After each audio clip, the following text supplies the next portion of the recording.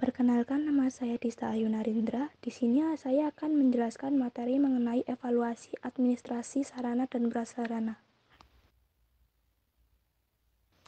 Di PPT materi saya kali ini terdapat 6 poin.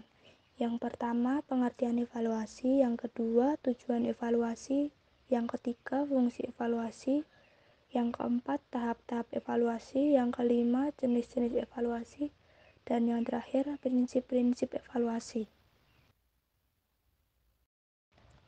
Untuk yang pertama, mengenai pengertian evaluasi.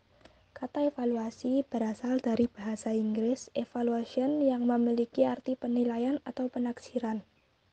Evaluasi merupakan kegiatan sistematis dan terencana untuk mengukur, menilai, mengklasifikasi pelaksanaan dan kesuksesan kegiatan.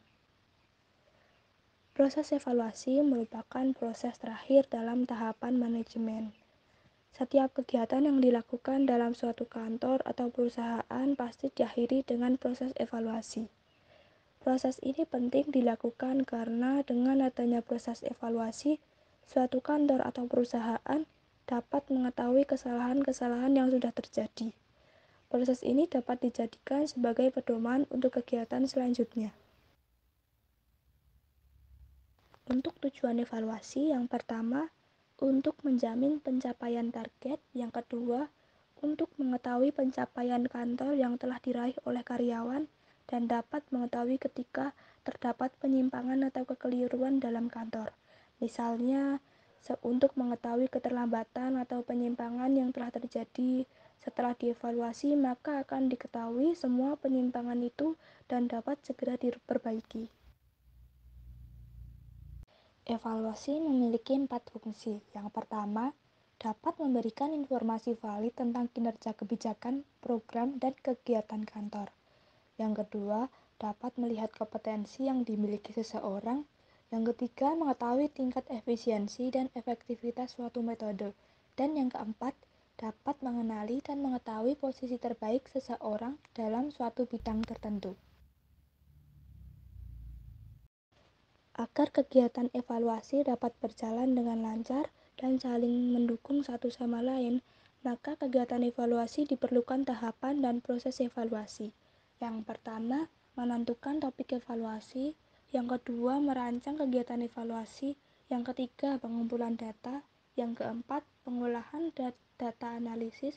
Dan yang terakhir, kelima, melaporkan hasil evaluasi. Jenis-jenis evaluasi. Jenis-jenis evaluasi berdasarkan waktu pelaksanaan. Yang pertama, evaluasi formatif. Yang kedua, evaluasi sumatif. Jenis-jenis evaluasi berdasarkan tujuan. Yang pertama, evaluasi formulasi. Yang kedua, evaluasi proses. Yang ketiga, evaluasi biaya. Dan yang keempat, evaluasi dampak. Di dalam evaluasi administrasi sarana dan prasarana, terdapat prinsip-prinsip evaluasi.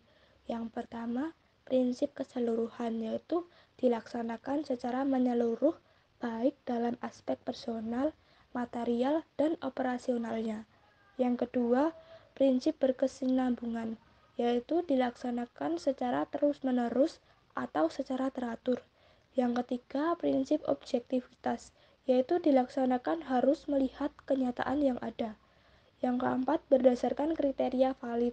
Dan yang kelima, fungsional, yaitu memiliki nilai guna baik secara langsung maupun tidak langsung.